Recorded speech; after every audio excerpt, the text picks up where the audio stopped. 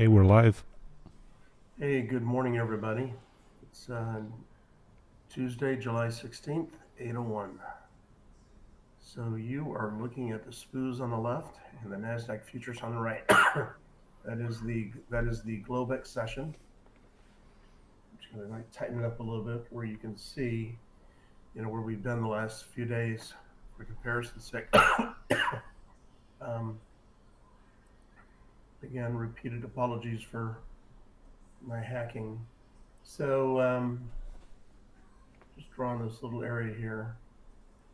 So I saw an opportunity for a short, and candidly, it coincided with the reason I took it. Because if you were on a 1, 2, 3, 5 minute chart, you wouldn't have seen this level. You got to zoom out, people. So this is a 15-minute chart, and I saw that 97 half 98 area on the ES is being kind of an opportunity, and it was basically a retest of the high of the day from 7 this morning. Um, and I just saw that it was just, kind of where the wicks in here at the end of the day yesterday, that 95, 96. So I could tell that there was resistance there. And then Shazam, I go over here and I look at NASDAQ futures 2649.50. This is an area of resistance, um, late last night, and it traded off that level. So we are pre-market, so that provided confluence for me to get a short. I actually pointed it out in the room, and toward the end of my typing, I then got short. So there was plenty of opportunity. I was relaying it before I'd actually executed the trade. So I have a few scales already, decent scales at 92, 93. So now I'm going to go up to, so what I'm seeing here is that, so right there, the Nasdaq futures. I mean, this is basically the low print off of the retail sales. So there's certainly a chance that it could trade down to this area, and that kind of coincides with this like 74. That's no, that coincides with the this area right in here. I don't know what does that. Come on. There we go. That coincides with 84 half 85. So there's certainly a chance this could develop a little bit further and provide me maybe I will exit because this is kind of an area where I potentially would be getting long. But at that point, we'll probably be in the real-time trading hours. So I've got what I have. I think I've got three left. So I had full size on. So I've already taken the meat of the trade, and a nice way to start the day. So happy about that. Anyway, so that's kind of that. And yesterday, you saw where we all trade. I mean, we traded all the way up to 57 half late in the morning, and we came off all the way down to this 77 area, and then we kind of popped up. I think Smooth, it looked like he probably picked up a short right around 95 or something, and he caught that for a nice 20-point move, and then that traded all the way down to here into the 56.67, this area here. This area was identified pre-market. The 67.68 is where we were going to be looking for support. So he took that trade, and that was also a potential long area also. So some real nice definable areas that are starting to appear, and that's good. So that means we're going to have plenty more future trade opportunities. So you prepare yourself for that possibility. So now I'm going to go to SPX. Let's try to get some clarity. So obviously we're looking at real-time trading hours, completely negating any overnight pre-market highs or lows on this particular chart. This 56.15 that you're seeing here, with that spread of 50, 51, 51, that correlates to the 56, 66, 67, 68 area that I just identified on the SPOOs. So isn't it amazing though? It's like when you kind of bring that chart up, how much clearer it looks. I talk about it all the time. The best way to have a simple executable process with defined risk is to go to the cleanest charts, reduce the drawings, reduce all the distractions on the chart. And this is an SPX 15-minute chart. And you just see very definable areas of interest for longs and shorts. The 5614, the 5664, and you can see that if we were to get underneath this 5608 area, the possibility of trading down and trading down to probably about the first level would be right here, the 5592 area. That is going to be some established support.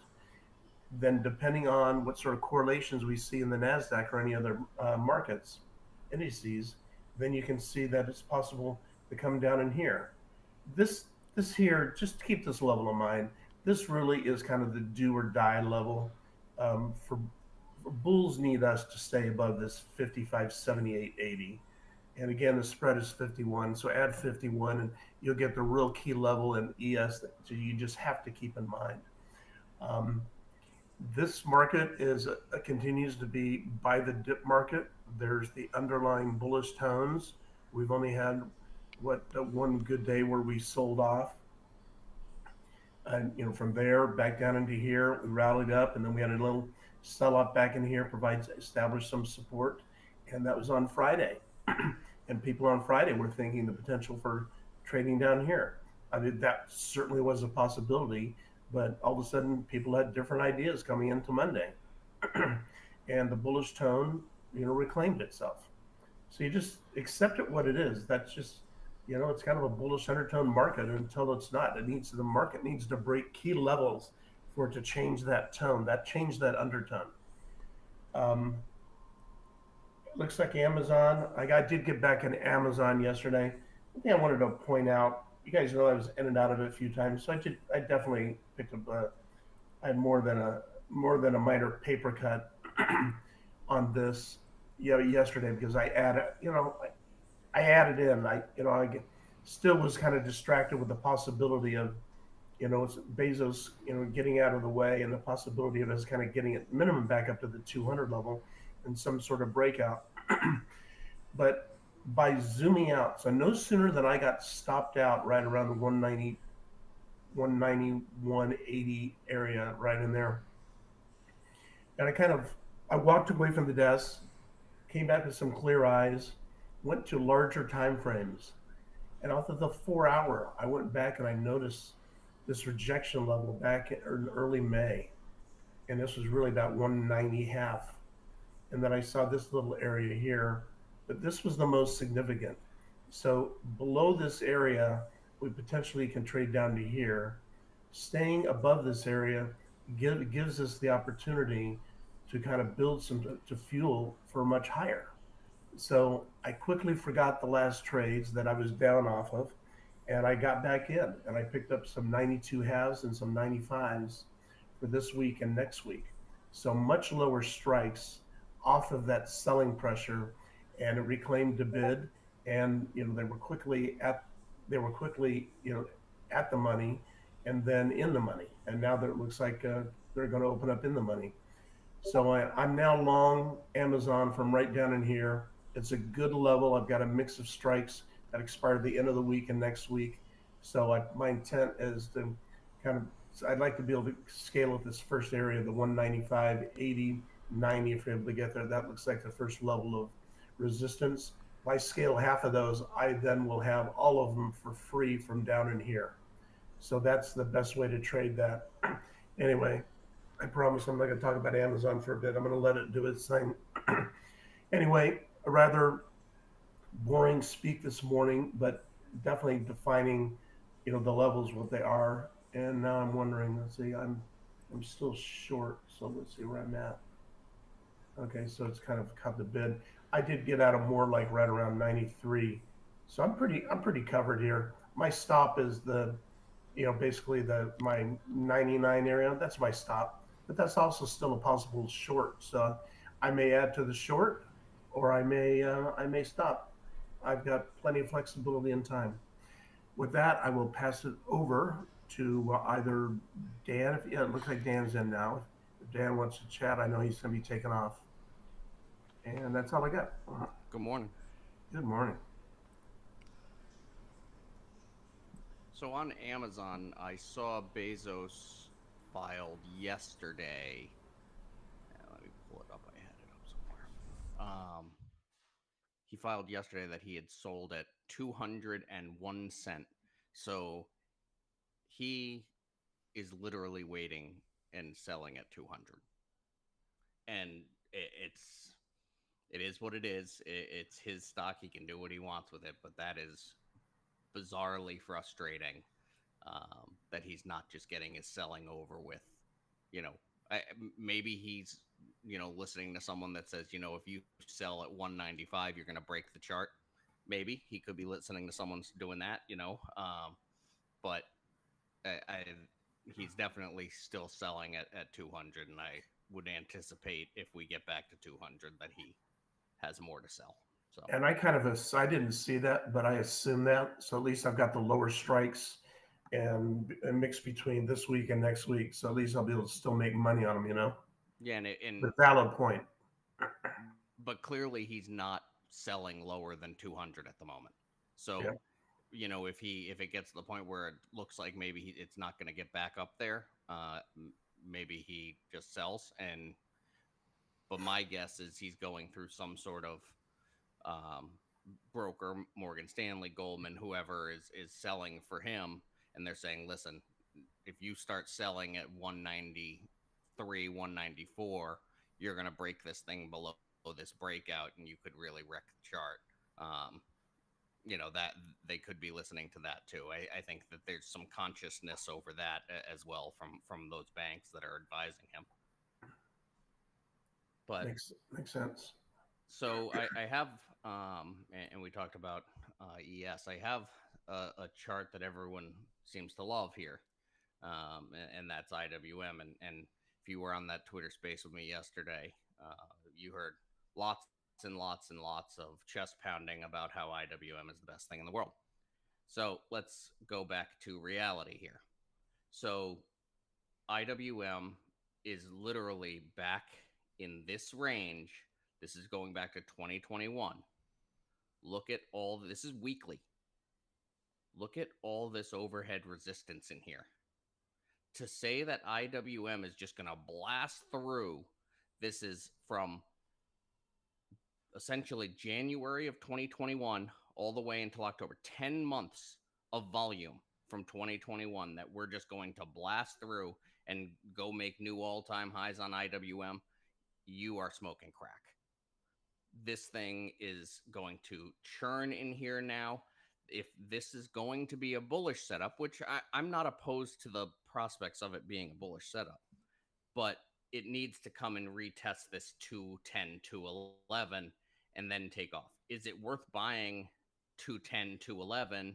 I guess what's that? What is it? It's actually 212. Um, is it worth buying 212, 213 long? Yeah, I would think it is, with a stop under if it comes back into failing the breakout. But look at what it did here. This is literally my biggest loss options trade ever. Is churn, churn, churn, breakout. I bought the breakout, got smoked. So I think that people need to take a deep breath here. This index has literally gone nowhere in nearly 4 years. And now's the time. Now's the time. You know how many times we've heard that? A million. I don't know. I don't know if now's the time. I'm okay with not knowing.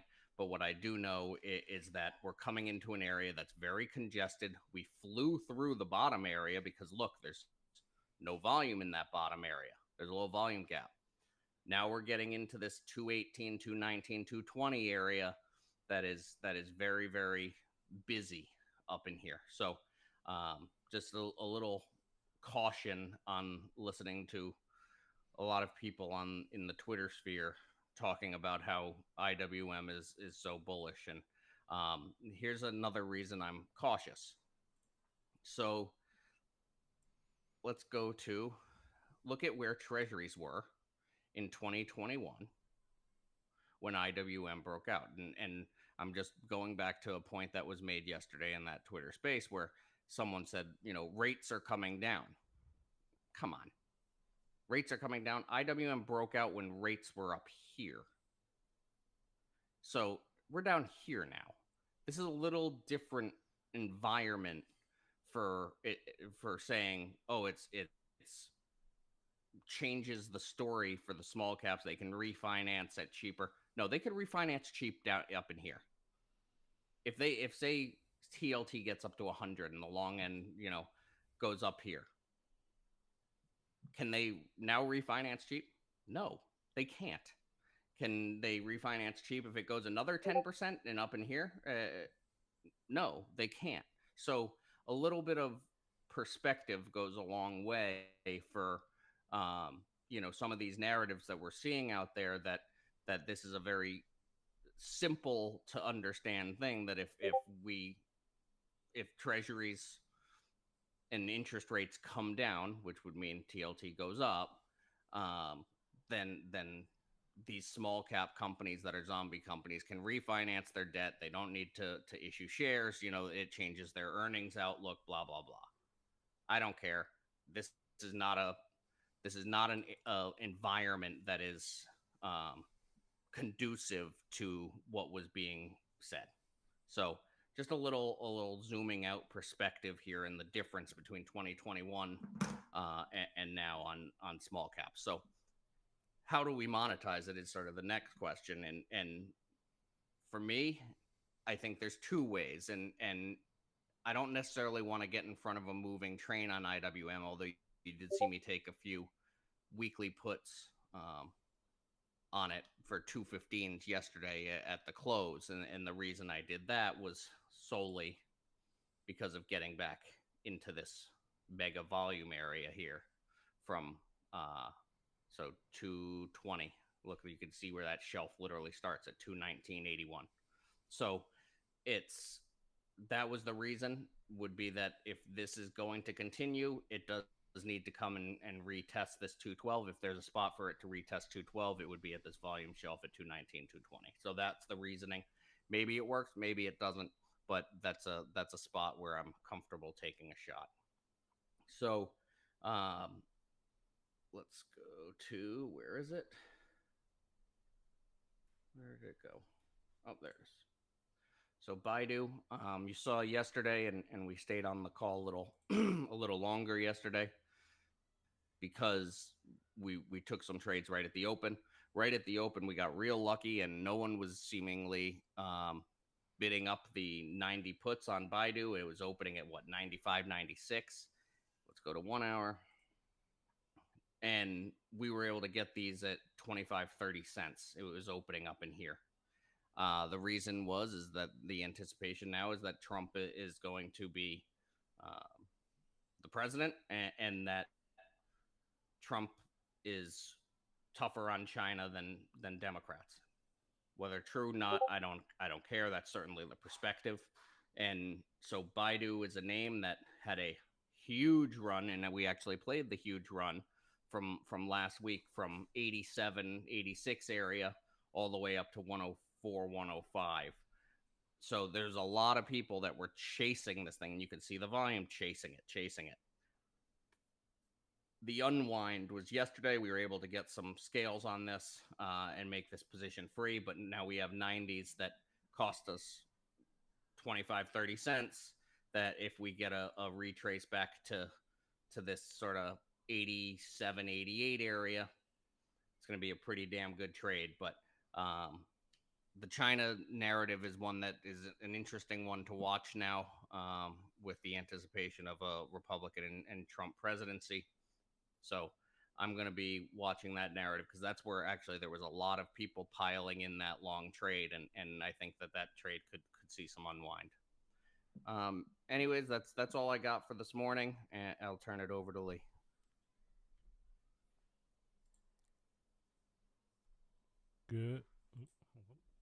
Good morning.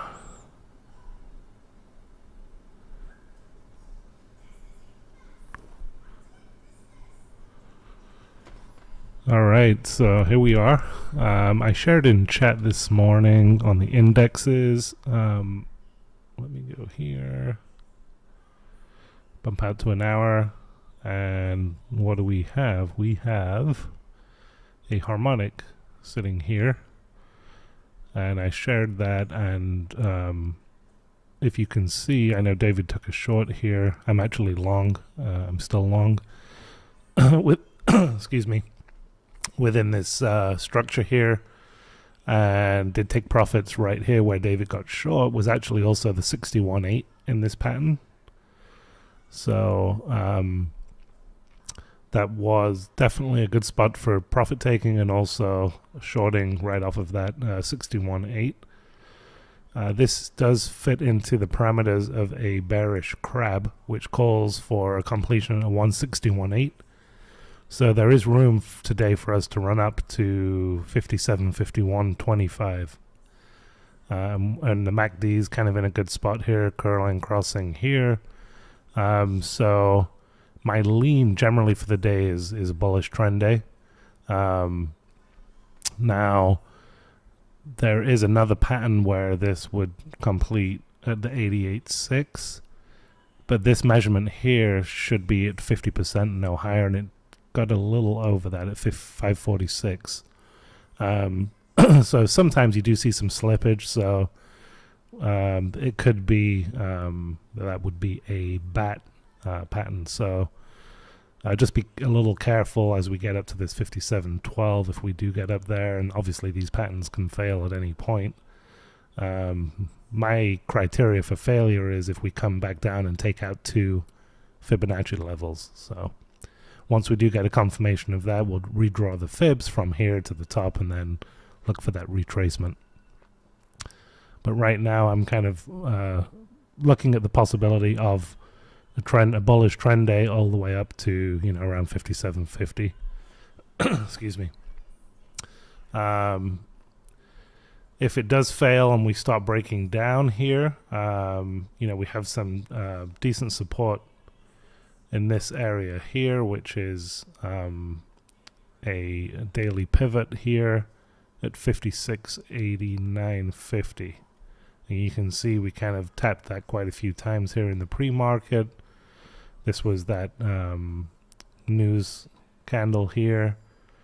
And then we've got some established levels also from overnight.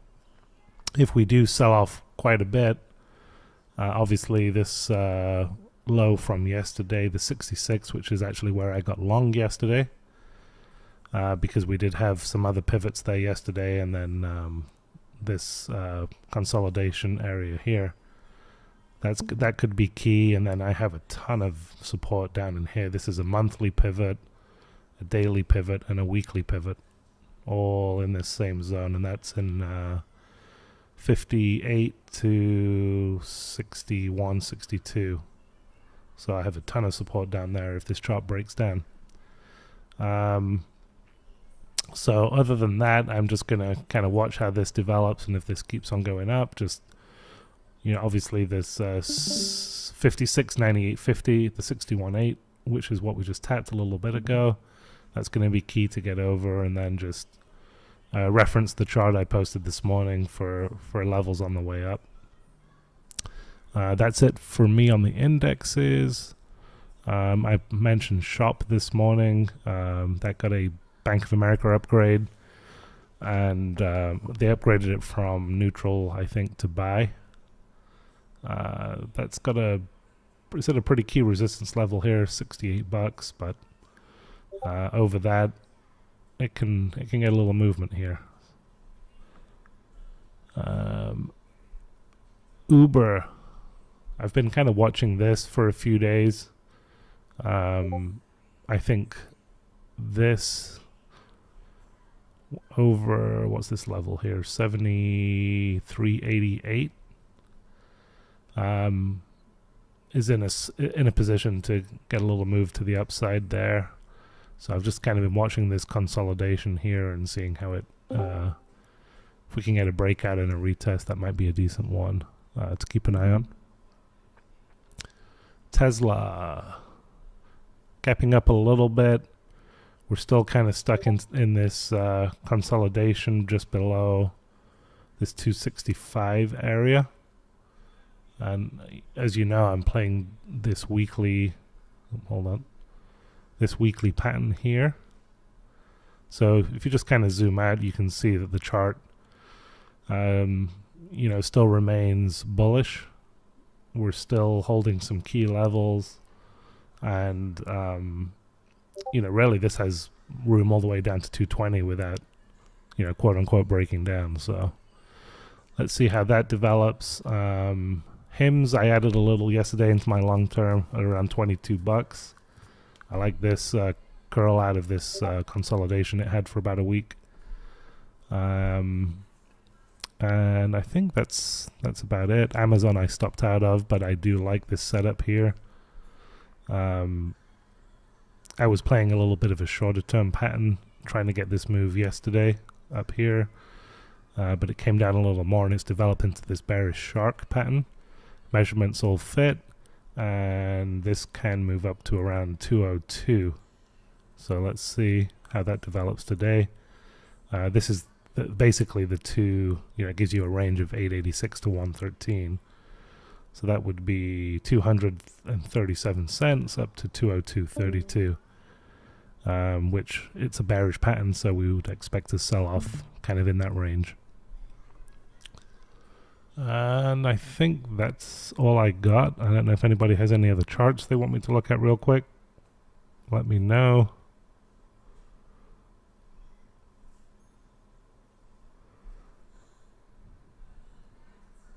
Do not see anything, so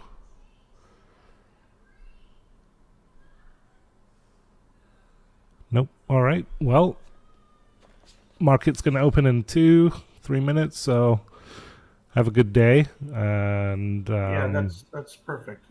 Everybody have a good day, and we'll get some coffee, and good luck. Hopefully